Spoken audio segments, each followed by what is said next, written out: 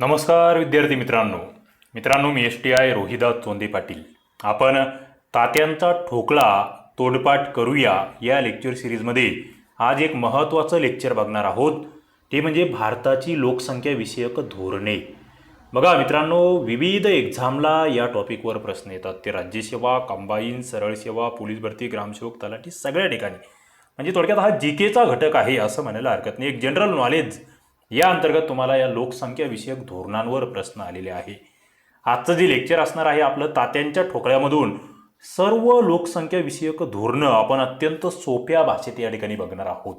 आणि याच्यानंतर याच्यावर जे काही प्रश्न आलेले आहेत, एक 50 महत्त्वाचे प्रश्न लोकसंख्या विषयक धोरणावर आतापर्यंत ज्या विविध एक्झामला आलेले आहे त्याचं सुद्धा लेक्चर मी या ठिकाणी काही काळानंतर अपलोड करणार आहे.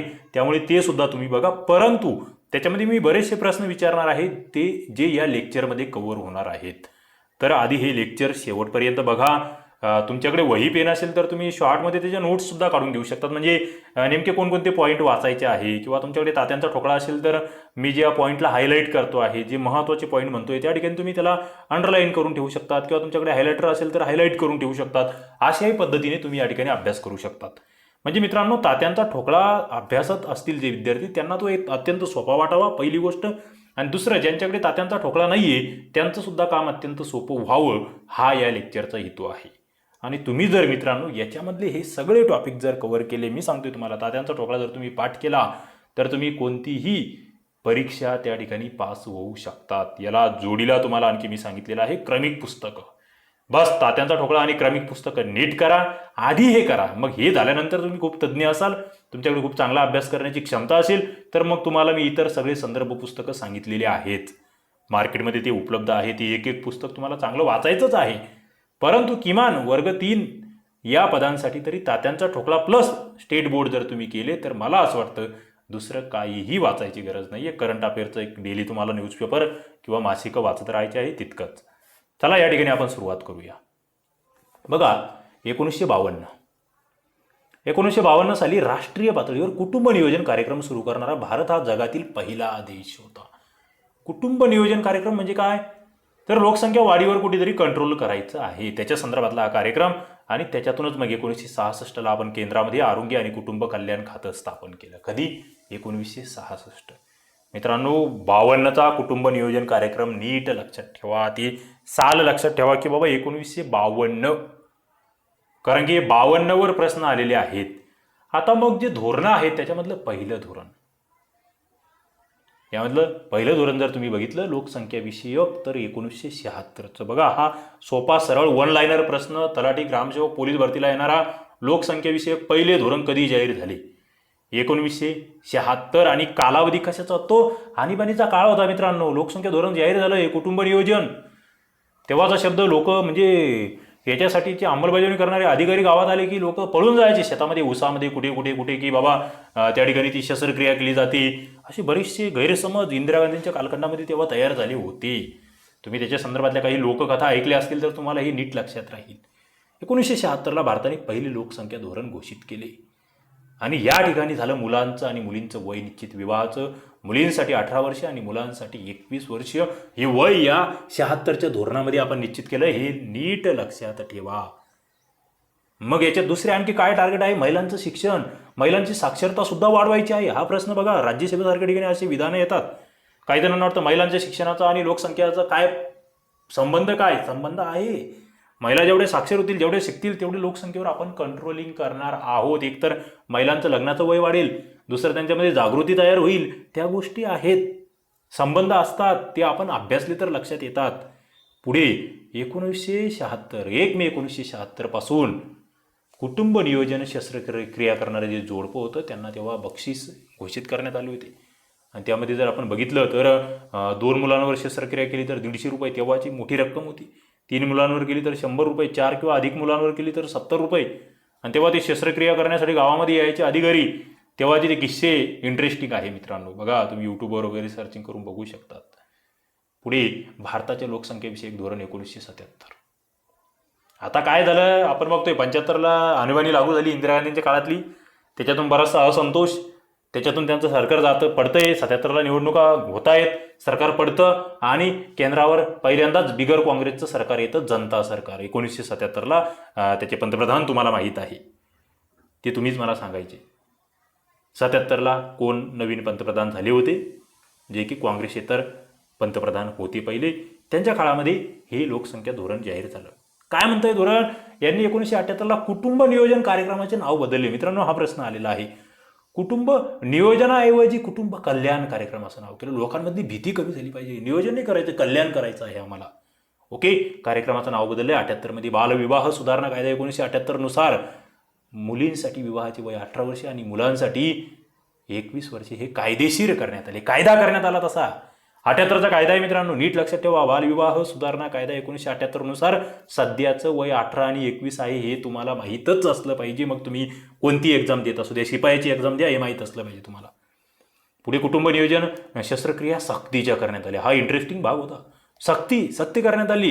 क्रमामध्ये लोकसंख्या शिक्षणाचा समावेश करण्यात आला, हे आपल्याला माहीत असलं पाहिजे.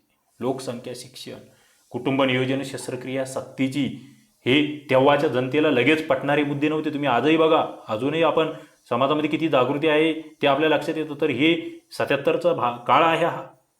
आणि पुढे मग आधुनिक युगामध्ये आपण 21व्या शतकामध्ये पदार्पण केलं आणि राष्ट्रीय लोकसंख्या धोरण 2000 जाहीर झालं, ज्याच्यावर खूप सारे प्रश्न विचारले गेलेले आहेत. सगळ्या क्लास 1, क्लास 2, क्लास 3, MPSCच्या एक्झाम विविध, त्याच्यामध्ये सरळ सेवा, इतर कंबाईन, ग्रुप BC, राज्यसेवा आणि इतर सगळ्या क्लास 3च्या एक्झाम, महाभरती, महापोर्टल, याच्यामध्ये 2000च्या धोरणावर खूप मोठे प्रश्न आलेले आहेत. म्हणजे आता तुम्ही हे शिकल्यानंतर तुमच्या लक्षात येईल, अरे बाबा हे धोरण आहे, याचा असा सेपरेटली अभ्यास आपण करायला हवा होता. बऱ्याच जणांना तेच माहीत नसतं.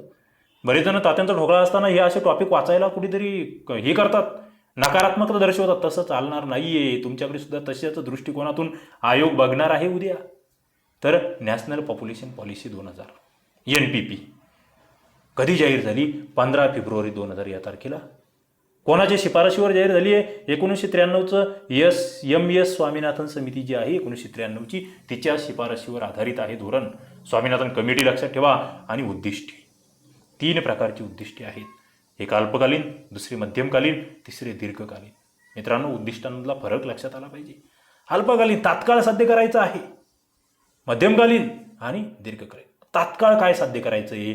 तर संतती प्रतिबंधन साधनं वापरायचे आहे. संतती प्रतिबंधक जे साधनं आहेत ते या ठिकाणी वापरणे, हे तात्काळ त्या ठिकाणी साध्य होण्यासारखं उद्दिष्ट होतं. बालकांच्या आरोग्याचा दर्जा सुधारायचा आहे. दुसरा मुद्दा. तिसरा आरोग्यविषयक ज्या पायाभूत सुविधा आहे, फंडामेंटल ज्या काही गोष्टी आहेत, त्या सगळ्या आपल्याला त्या ठिकाणी द्यायच्या आहे. स्ट्रक्चरल ज्या काही गोष्टी आहेत त्या द्यायच्या आहे. आरोग्यविषयक सुविधा द्यायच्या आहे.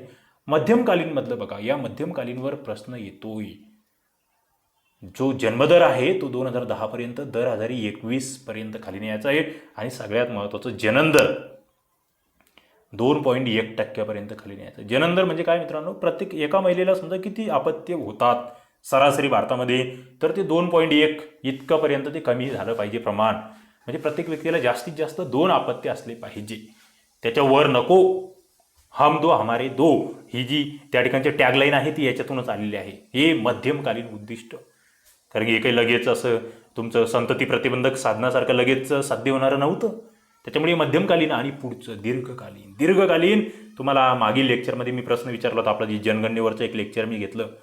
पुढे लोकसंख्येवरील एक लेक्चर घेतलेला आहे, लोकसंख्येच्या प्रश्नांवरील एक अहवालावरील. त्या ठिकाणी तुम्हाला प्रश्न विचारला होता की कोणत्या वर्षापर्यंत भारताला लोकसंख्या स्थिर करायची आहे किंवा ती लोकसंख्या पर्याप्त करायची आहे? तर 2045. मित्रांनो, हे विधान फार महत्त्वाचं आहे. कारण की याच्यावर सरळ सेवेला सगळ्या ठिकाणी प्रश्न आहे. पण विशेष सांगतो तुम्हाला, आतापर्यंत माझ्या माहितीत तरी, मी जे काही 2010 पासून अभ्यास करतो आहे, माझ्या मते तरी PSI, STI, ASO तीनही एक्झामला, तीनही पूर्व परीक्षांना एकाच वेळेस, काही ठिकाणी पूर्वला, काही ठिकाणी मुख्यला, पण तीनही परीक्षेला एकाच वर्षी एकच प्रश्न रिपीट झाला असेल तर तो हा आहे. त्याच्यामुळे तुम्हाला लक्षात येईल. म्हणजे तुमच्यासाठी महत्त्वाचं आहे. आजही तुम्हाला विचारलं की बाबा आपलं जे 2001चं धोरण आहे त्यानुसार कोणत्या वर्षी आपली लोकसंख्या स्थिर होणार आहे? तर 2045 टार्गेट आहे आपलं. त्यासाठी आपण काम करतो आहे. दर 1000 सजीव जन्म जे आहे त्याच्यामागं मृत्यूदर जो आहे, बालमृत्यूदर, तो आपल्याला 30 पर्यंत खाली आणायचा होता. IMR, infant mortality rate.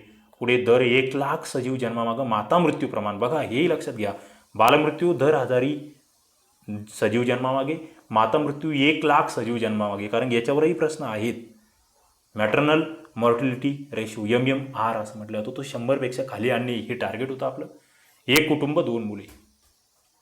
Okay, हे धोरण या ठिकाणी होतं आणि ते लोकप्रिय करणे हे त्या ठिकाणचं दीर्घकालीन उद्दिष्ट होतं. आता याच्यासाठी कोणते प्रयत्न केले गेले की बाबा आपण हे जे उद्दिष्ट ठरवले अल्पकालीन, मध्यमकालीन, दीर्घकालीन, त्याच्यासाठी कोणते प्रयत्न झाले? तर पहिला प्रयत्न झाला तो म्हणजे राष्ट्रीय लोकसंख्या आयोगाची स्थापना. 11 मे 2000 या दिवशी तत्कालीन पंतप्रधान अटल बिहारी वाजपेयी यांच्या अध्यक्षतेखाली 100 सदस्य असलेला राष्ट्रीय लोकसंख्या आयोग स्थापन झाला. किती सदस्य? 100 सदस्य. मग सदस्य याच्यामध्ये कोण आहे? सर्व राज्यांचे मुख्यमंत्री आहे, संबंधित खात्याचे केंद्रीय मंत्री, केंद्रीय सचिव आहेत, नामवंत लोकसंख्या तज्ज्ञ आहे आणि बरेचसे NGOज आहेत. NGOज म्हणजे काय मित्रांनो? लॉंग फॉर्म मला खाली सांगायचं आहे, याचा मराठी अर्थ सांगायचा आहे, अत्यंत नवीन विद्यार्थ्यांसाठीचा प्रश्न.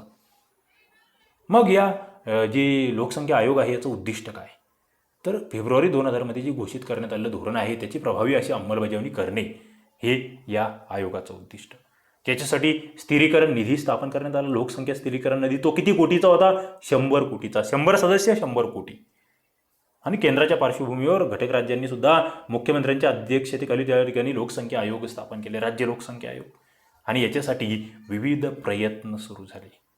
आता बघा, हा प्रश्न आलेला आहे. आपण मागील लेक्चरमध्ये पाहिलं की सामाजिक लोकसंख्या विषयक उद्दिष्टावर प्रश्न आलेला आहे आणि हे उद्दिष्ट 2010चे आहे. म्हणजे मित्रांनो हे 2025 पर्यंत याच्यावर प्रश्न येणार आणि हा प्रश्न विचारला गेलेला आहे. तुम्ही माझं लेक्चर पाहिलं असेल, लोकसंख्या या टॉपिकवर आलेले 100 अत्यंत महत्त्वाचे प्रश्न आपण जे बघितले आहे, 100% येणारे 100 प्रश्न या सिरीजमध्ये, ते तुम्ही प्लेलिस्टमध्ये जाऊन बघू शकतात. हा प्रश्न आलेला आहे. 14 वर्षापर्यंतच्या बालकांना प्राथमिक व सक्तीचे मोफत शिक्षण द्यायचे आहे, हे उद्दिष्ट विचारले गेलेलं आहे. पुढे प्राथमिक माध्यमिक शाळेतील मुलं मुली जे आहे यांच्या गळतीचं प्रमाण आपल्याला 30% कमी करायचं आहे, हेही उद्दिष्ट आहे. लसीकरणाला प्राधान्य द्यायचं आहे, प्रसूतीविषयक सुविधा द्यायच्या आहे, मुलींचे विवाहाचे वय 20 पर्यंत कशी वाढेल 20 वर्षापर्यंत याबाबत जागृती करायची आहे. आणि हा एक प्रश्न पुन्हा पुन्हा आलेला की 80% संस्थात्मक प्रसूती आणि 100% प्रसूती ही तज्ज्ञ डॉक्टरांकडून करायची आहे, म्हणजे जे माता मृत्यू आहे त्यांचं प्रमाण कमी होईल. पुढे विवाह नोंदणी, गर्भधारणा, जन्म यांची 100% नोंदणी आपल्याला करायची आहे. सामाजिक लोकसंख्याविषयक उद्दिष्ट तुम्हाला माहीत असले पाहिजे. आता लोकसंख्याविषयक समस्यांचा अभ्यास करण्यासाठी आतापर्यंत कोणकोणत्या समित्या नेमल्या गेल्या? तर भोर समिती 1943मध्ये, करुणाकरण समिती 1991ला, डॉक्टर M.S. स्वामीनाथन समिती 1993ची. आणि ही जी समिती आहे स्वामीनाथन समिती ही महत्त्वाची आपल्यासाठी, कारण की हिने 2015पर्यंत भारतीय लोकसंख्या ही स्थिर करावी असा सल्ला दिला होता, शिफारस केली होती. आणि त्याच्यानंतर जे संतती नियमन करणारे जोडपे आहेत त्यांना रोख रक्कम देऊ नये अशी एक शिफारस केली. रोख रक्कम देऊ नका. ओके. पुढे 1978चा आल्मा-आटा जाहीरनामा.